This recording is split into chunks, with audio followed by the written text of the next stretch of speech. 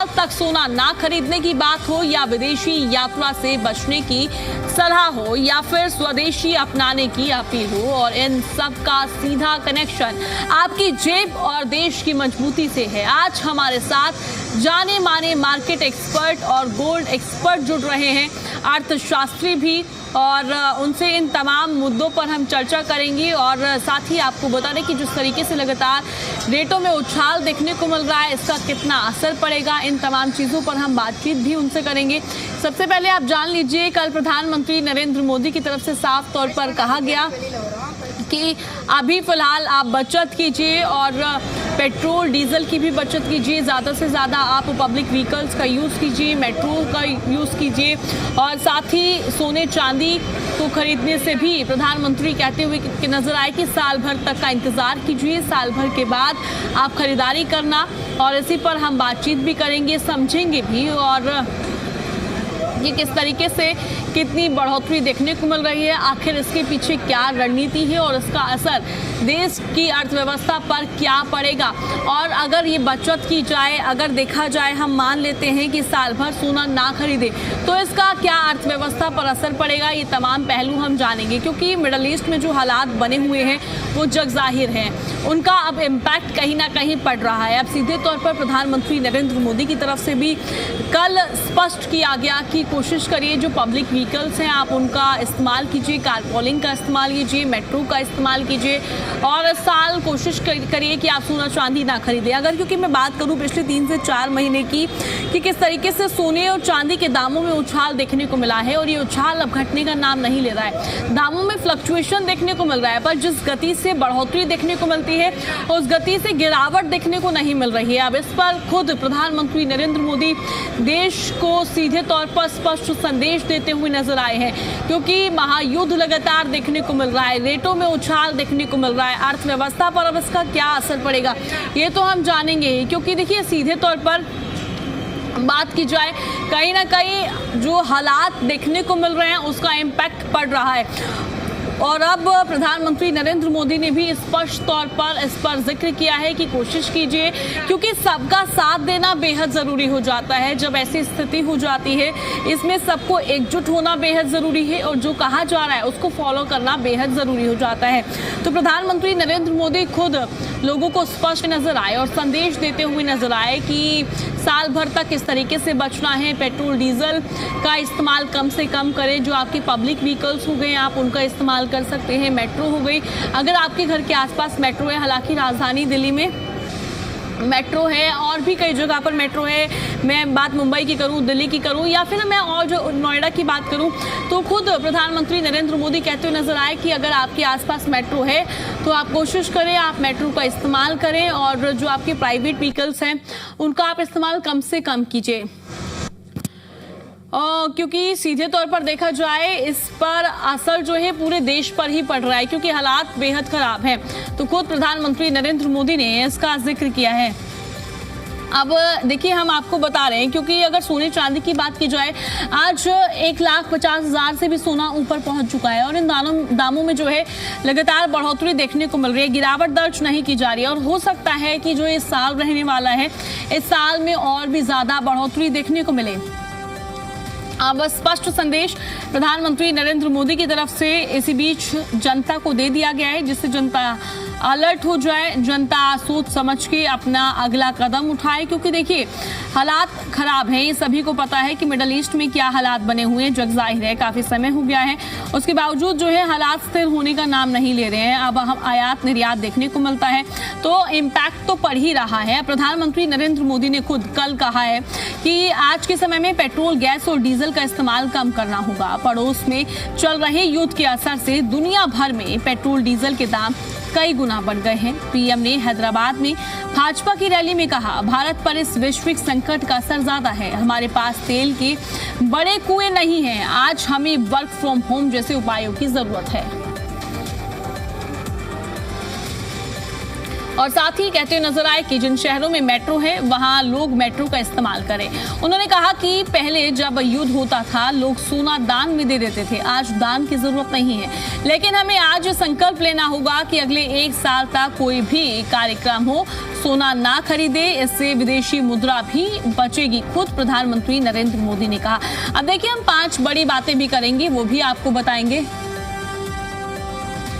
कि क्या कुछ प्रधानमंत्री नरेंद्र मोदी की तरफ से कहा गया है। पहली बात जान लीजिए, देखिए साफ तौर पर प्रधानमंत्री नरेंद्र मोदी की तरफ से अपील की गई है कि जो ये साल रहने वाला है कोशिश कीजिए इस साल आप सोना चांदी ना खरीदें।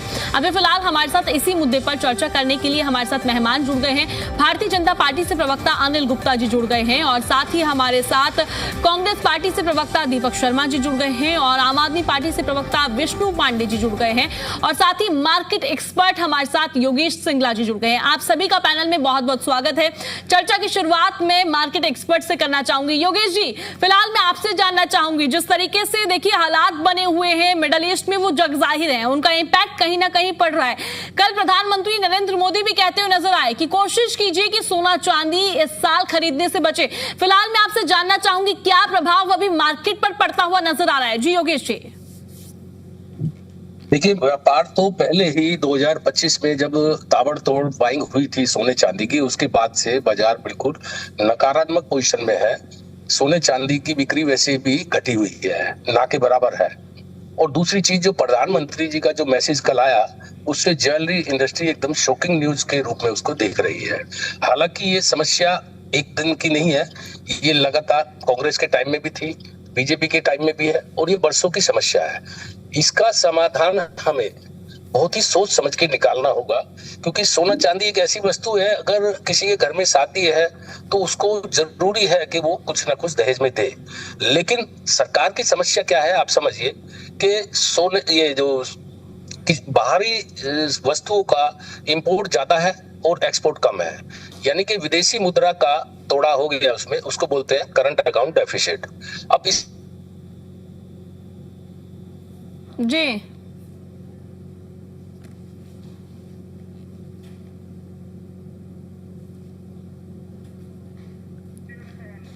ठीक है, नेटवर्क इशू है। एक बार फिर से योगेश जी से जुड़ने का प्रयास करेंगे, उनसे जानेंगे कि मार्केट में अभी फिलहाल क्या हलचल है और कितना असर इसका पड़ रहा है।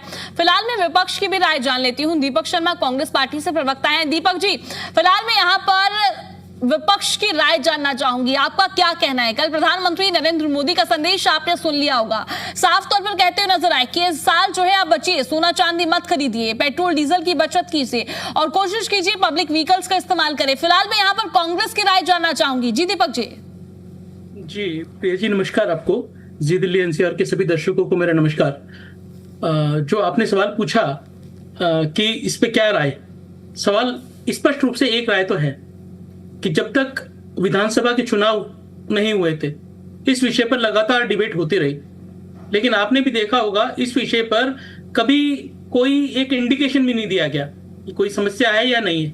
अब वो समस्या 3 दिन के अंदर विधानसभा रिजल्ट आने के 3 दिन बाद उजागर हो गई।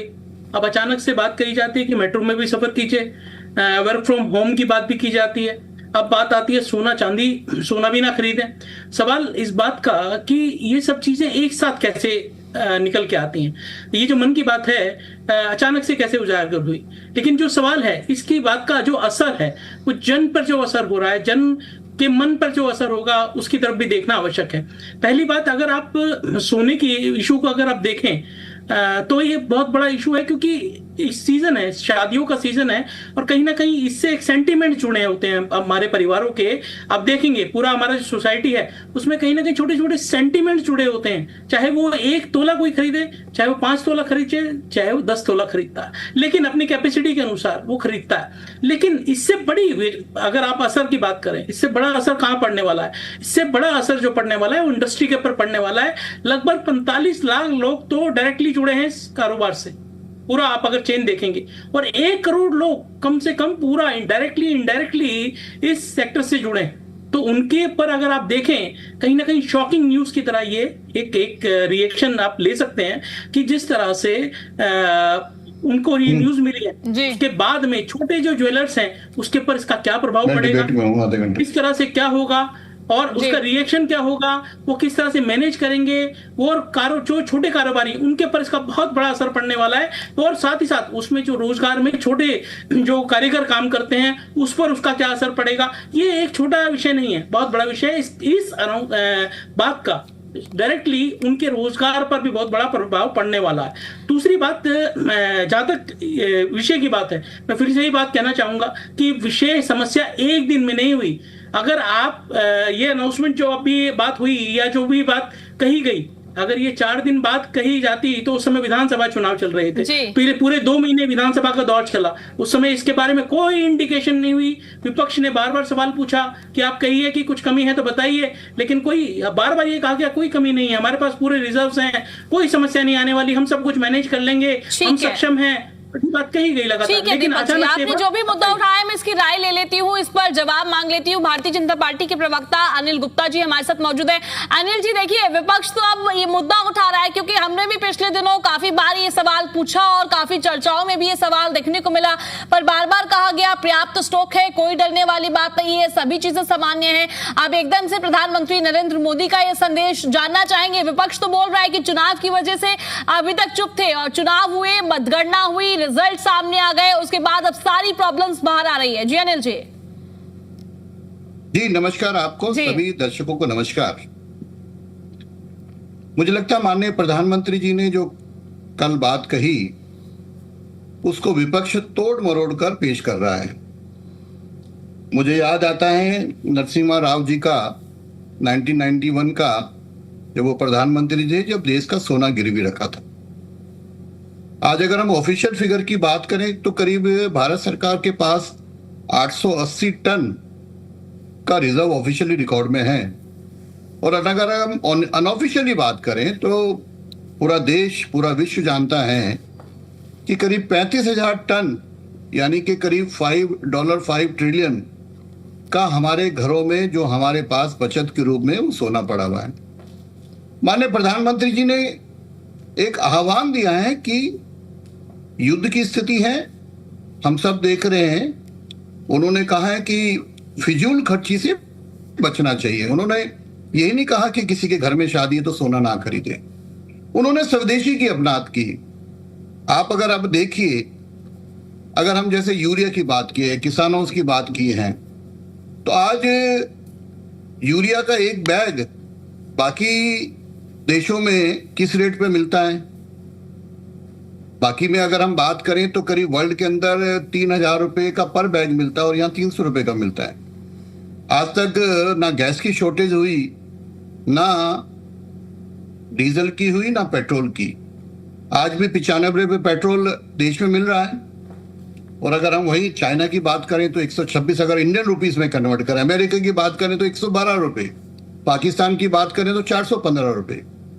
चीजों को होल्ड किया हुआ है। प्रधानमंत्री जी ने कहा है कि जो स्थिति है फॉरेन रिजर्व्स को बचाना है। अनिल जी, क्या कमर्शियल सिलेंडर पर दाम नहीं बढ़े हैं? मैं पूरी बात मेरी सुन लीजिए ना, तो आप जो भी हैं कमर्शियल में बढ़े, मैं कह रहा हूं बढ़े हैं ना, पर अगर आप कंपैरिजन करें, आज हार्मोज का बंद है, पूरे विश्व में हाहाकार है, पर आज हमारे देश में स्थिति स्टेबल है।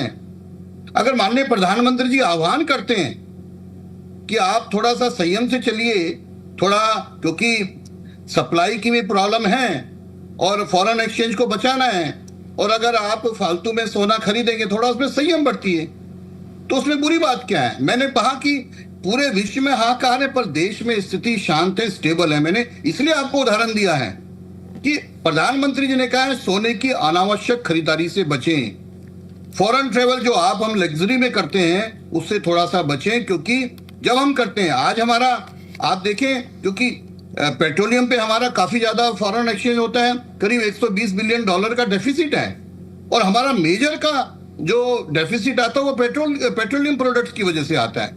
और माननीय प्रधानमंत्री जी आह्वान करते तो उसको अच्छी समझ में, माननीय प्रधान ने कहा, या हम भी कह रहे हैं कि किसी को ये नहीं कहा देशवासियों को कि आप सोना डोनेट करें, ये नहीं कहा कि देश का सोना बाहर हम गिरवी रखने जा रहे हैं जो कांग्रेस के टाइम में हुआ। सारी चीजें संयम में हैं, पर अगर एक देश के प्रधानमंत्री जी आह्वान करते हैं कि आप अगर मेट्रो का इस्तेमाल करें, वर्क फ्रॉम होम करें, जो अनावश्यक चीजें हैं जिससे कि हम फॉरेन एक्सचेंज को बचा सके। हमारा जो, अगर हम आज कारपूलिंग की बात करते तो उसमें बुरी बात क्या है? अगर मेरे यहाँ से मेट्रो कनेक्टिविटी है और मेरा पेट्रोल डीजल बचता है तो उसमें बुरी बात क्या है? देश के संसाधनों को अगर हम बचा के रखें, आज हम ऊर्जा में निर्भर हैं। आज हमारी जो ऊर्जा की प्रोडक्शन है, बिजली की प्रोडक्शन है, वो करीब 500 गीगावाट के करीब हो गई है। तो अगर हम ईवी व्हीकल की बात करें तो क्या दिक्कत है इसमें?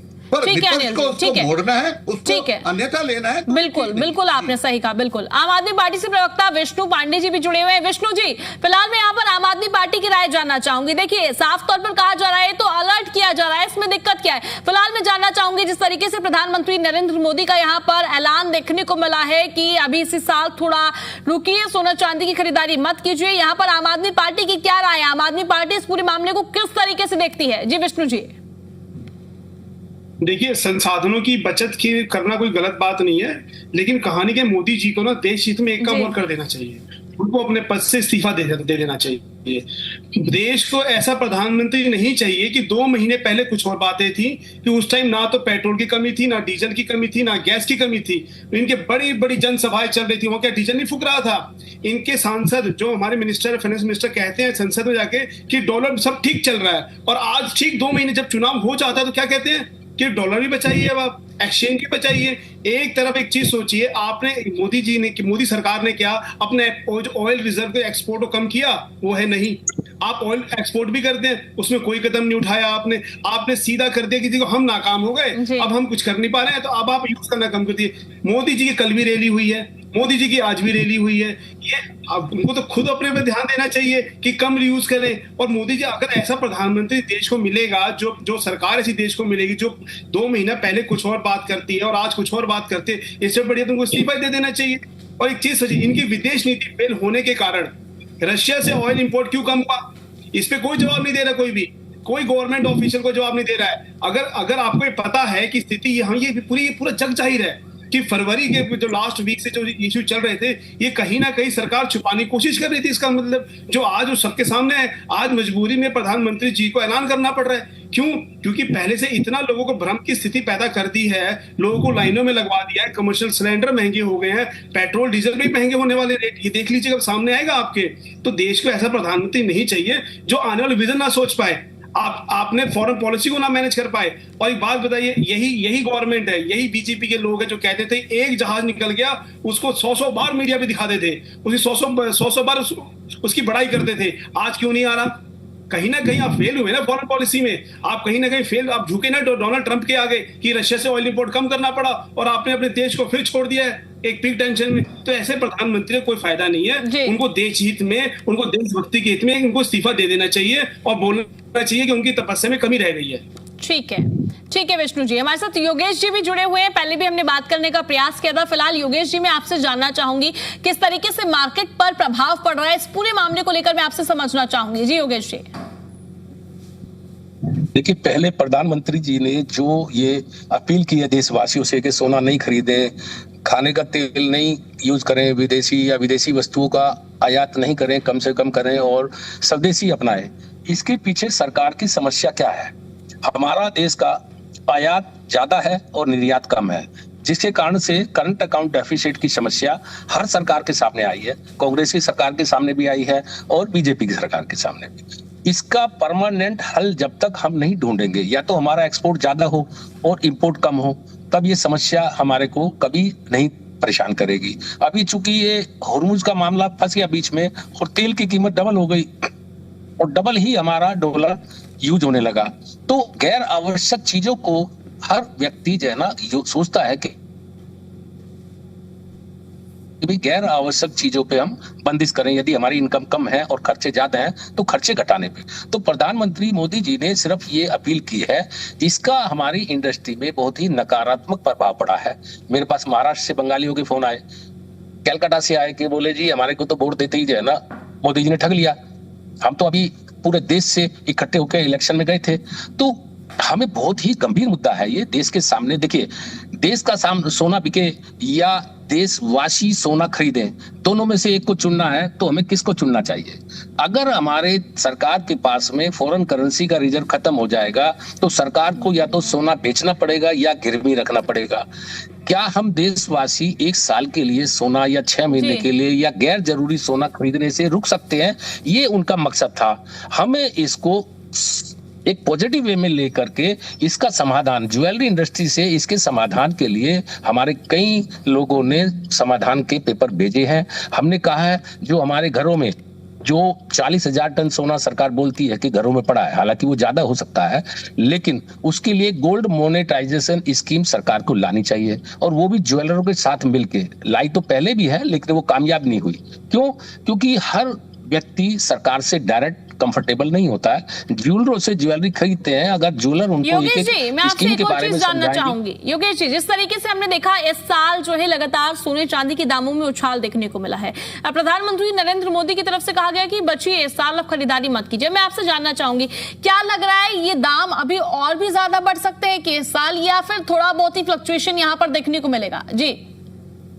देखिए, आप 2011 को देखिए, सोने चांदी के दाम 75,000 चांदी बढ़ गई थी और 1 लाख सवा लाख की रूमर थी। वहां से 32,000 रुपया चांदी आ गई और वो 4-5 साल तक पड़ी रही। अभी ऐसे ही सोने और चांदी में अगर देखें, 2022 से सोना और चांदी, सोना 50,000 रुपये और चांदी 65,000 रुपये थी 2022 में, जब ट्रंप साहब ने रूस के कुछ फंड थे जो फ्रीज किए थे $300 बिलियन। उसके बाद में सभी देशों में एक अविश्वसनीयता बढ़ी और सभी देशों के सेंट्रल बैंकों ने सोना खरीदा। हमारे देश ने भी 80 टन सोना खरीदा, 75 टन 2024 में और 5 टन 2025 में खरीदा। अब वो स्थिति इस तरह की थी कि 4 गुना सोने का दाम और 7 गुना चांदी का दाम बढ़ गया।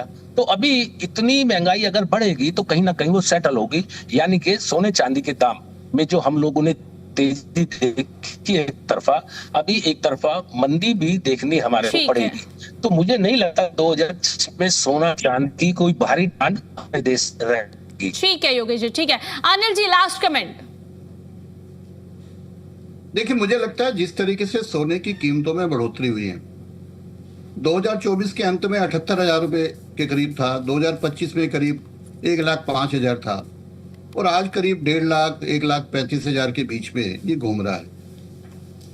तो ये भी सोचना पड़ेगा ये कीमतें कहाँ ले जाएंगी। सोना हमारा इंपोर्ट होता है, और अभी योगेश जी ने कहा करीब 40-45,000 टन पड़ा है, जो भी फिगर्स आती हैं। और आज क्रूड ऑयल की कीमतें बढ़ रही हैं, करीब $100 के करीब पहुंच के डेली बढ़ रही हैं, जिसमें हमारा कंट्रोल नहीं है। पर जो विपक्ष बोलता है वो गलत बोलता है। आज भी शॉर्टेज नहीं है, आज भी हर चीज अवेलेबल। इन्होंने कहा लंबी लंबी लाइन, AI से पोस्ट जनरेट करके सिलेंडर की लंबी लाइन है, ये लाइन है, वो लाइन है, कुछ नहीं है, दिक्कत है। और माननीय प्रधानमंत्री जी देश के हित में बात करते हैं कि थोड़ा सा फिजूल खर्ची से बचिए। अनिल जी, पता है सवाल यहाँ पर क्यों उठ रहा है? सवाल नहीं उठता, सवाल इसलिए उठ रहा है क्योंकि अब से मैं 2 से 3 दिन पहले देखूं, ऐसे कोई भी जो है मुद्दा नहीं उठाया गया। बार बार सवाल किए गए तो कहा स्थिति सामान्य है। ठीक है, हम मानते हैं कि जनता के लिए बोला गया है, आने वाले समय के लिए बोला गया है, अलर्ट किया गया है, अच्छी बात है। विपक्ष भी सवाल इसलिए उठा रहा है क्योंकि अब तक जितनी बार सवाल किए गए, बार बार कहा गया स्थिति सामान्य है, इसलिए विपक्ष सवाल कर रहा है। सुनिए ना, आप ही बोलेंगे तो फिर डिबेट वाले क्या बोलेंगे? सर, मैं तो पूरा समय दे रही हूँ, मैंने आपको पहले भी समय दिया है, तो अब मैंने आपको समय नहीं दिया। पूछते रहिए, फिर आप बोलते रहिए, जवाब मत। अब देखिए, सवाल पूछा जाएगा तो आपको जवाब देना होगा ना। अरे जवाब सुनने का समय दीजिए। तो दिया ना आपको, मैंने सुनने का समय। तो आप जवाब दूं या नहीं दूं? दो ना आप समय, किसने आपको मना किया? तो फिर आप अब मुझे समय दें, रोकेंगे तो तभी तो जवाब दूंगा। दीजिए आप। आज भी क्या प्राइस बढ़ी है क्या देश में? नहीं बढ़ी ना। विपक्ष के लोग क्या कहते थे, चुनाव के बाद प्राइस बढ़ेगी, नहीं बढ़ी जी। और अगर प्रधानमंत्री जी अपील करते हैं तो उसमें बुरी बात क्या है? क्या कोई पेट्रोल की प्राइस बढ़ी? क्या कोई डीजल की प्राइस बढ़ी? नहीं बढ़ी। और यहाँ सोने की प्राइस बढ़ रही है जी। अगर प्रधानमंत्री जी बात करते हैं संयम रखने की, क्या दिक्कत है? आज देश के पास इतना सोना है, मैंने बताया करीब 880 से 900 टन, हमें गिरवी रखने की जरूरत नहीं है। ठीक है। कांग्रेस के प्रवक्ता, बाकी प्रवक्ता बताएं गिरवी क्यों रखा था, क्या हालत थी देश की। आज हम 4th लार्जेस्ट इकोनॉमी है, तीसरी बनने वाली है, विकसित भारत 2047 की बात करते हैं। आज हम ऊर्जा पर 100% हमारी अपनी प्रोडक्शन है, कोई विदेश से नहीं है। पर अगर हम अपनी बात करते हैं तो उसमें बुरी बात नहीं है। विपक्ष ने तो कहा था कि प्राइस बढ़ेंगे, नहीं बढ़े ना जी प्राइस, और आगे तो बढ़ने की उम्मीद नहीं है, चाहे क्रूड ऑयल के बढ़े। ठीक है अनिल जी, माफी चाहूंगी बीच में इंटरप्ट कर रही हूँ, समय की कमी है। अनिल जी, दीपक जी और साथ ही